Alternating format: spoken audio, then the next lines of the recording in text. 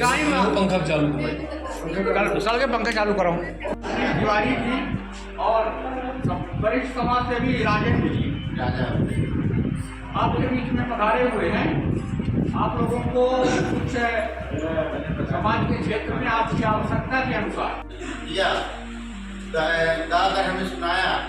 ऐसा लगा कि हमारे दिल हृदय में मतलब आप लोगों के प्रति एक नई जागृति पैदा हुई कि हमें आप लोगों के हमेशा आप लोगों का मतलब हम स्वागत करें, वंदन करें और जहाँ भी आप लोगों को आवश्यकता हो।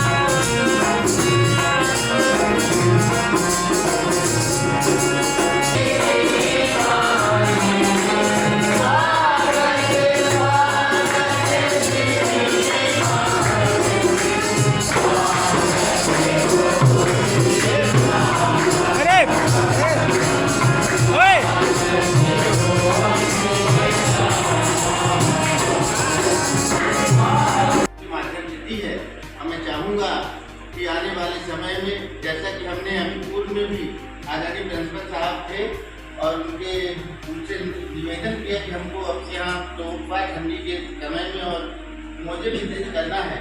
प्रिंसिपल साहब ने सहर्ष स्वीकार किया और कहा कि आप बिल्कुल आइए, आपका स्वागत है और बच्चों को तोहफा और मोजे वितरित कर दीजिए। फिर प्रिंसिपल साहब का ही आदेश था कि अगर आप लोग हमारे बच्चों को चश्मा वितरित कर दें, गर्मी के समय दिक्कत होती बच्चों को, तो आज हम लोगों ने उसी समय मैंने प्रिंसिपल साहब से वादा कर लिया था कि जैसे गर्मी आई मैं आप यहाँ जो भी हमारे भाई हैं, नेत्रहीन बच्चे हैं, तो प्रिंसिपल साहब से हम लोग ने अनुरोध की कि भाई हम लोगों को क्या प्रॉब्लम है बताइए। तो उन्होंने बताया कि ठंडी के टाइम में टोपा वगैरह जो है तो हम लोगों को इंतजाम किया। फिर उन्होंने बताया गर्मी में बच्चों को थोड़ा दिक्कत पड़ती है तो हम लोगों ने आप लोगों ने चश्मा इंतजाम किया। और भी अगर कोई दिक्कत है तो प्रिंसिपल साहब में बोलो तो पूछ लूँगा, जो भी दिक्कत है तो हम लोग उसको पूरी करने की कोशिश करेंगे हम लोग।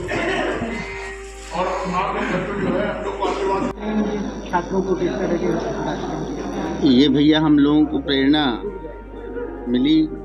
हमारे राजा भाई जो हमारे सेक्रेटरी हैं, एक बार हमने उनसे कहा कि अपन कंबल बंटवाया करते हैं ठंडी में साईं मंदिर और शिव मंदिर में।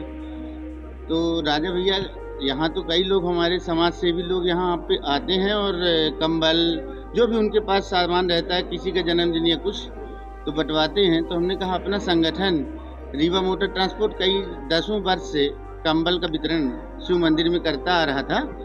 तो राजा भैया ने कहा कि मैं वहाँ गया था नेत्रहीन विद्यालय में और वहाँ बच्चे हैं, उनके बीच में मैंने प्रिंसिपल साहब से बात की तो उन्होंने कहा कि अगर आप टोपा और मोजे बंटवा दें तो अच्छा रहेगा, ठंड का समय है। फिर जब मैं आया यहाँ पे और उस समय टोपा और का वितरण कराया और मोजे का, उसके बाद प्रिंसिपल साहब ने हमसे कहा कि अगर आप काले चश्मे का वितरण करा दें हमारे विद्यालय में तो तिवारी जी बहुत अच्छा होगा। तो हमने उसी समय राजा भैया से कहा कि तत्पर आप एक काम करिए, तुरंत चश्मा मंगवाइए और बच्चों को बांटना है। तो राजा भैया ने कहा कि थोड़ा सा हमने कहा कि गर्मी के समय जब धूप होने लगती है तब बच्चों को ज़्यादा दिक्कत आती है। तो हमने कहा मार्च में बंटवा दें तो कैसा रहेगा प्रिंसिपल साहब से। तो प्रिंसिपल साहब ने कहा बहुत अच्छा है, आप मार्च में बंटवा दीजिए। तो वो जो प्रिंसिपल साहब ने हमने वादा किया था उस वादे को आज और हमारे संगठन ने ये कहा कि बिल्कुल तत्परता के साथ आप बच्चों को चश्मा वितरित कराइए उसी सिस्टम से। और मैंने फल फूल, क्योंकि पिछले बार भी हमने, चूँकि त्यौहार था, खिचड़ी का त्यौहार चल रहा था, तो उस समय हमने लाई और लड्डू की व्यवस्था की थी और बिस्किट की। इस बार हमने कहा कि चूँकि गर्मी है और गर्मी को देखते हुए फल का अगर वितरण हो जाए तो थोड़ा बच्चों को अच्छा लगेगा, इसलिए हमने भैया हमने 85 चश्मे जो सर ने बताया था कि 85 से 80 लड़के हैं, 80 से 85 लड़के रहेंगे, उसी हिसाब से हमने 90 चश्मा लिए हैं। अब देखते हैं कितने बच्चे हैं, उस हिसाब से सर को बाकी दे देंगे जो बचेंगे। अनिल तिवारी, अध्यक्ष रीवा मोटर ट्रांसपोर्ट एसोसिएशन।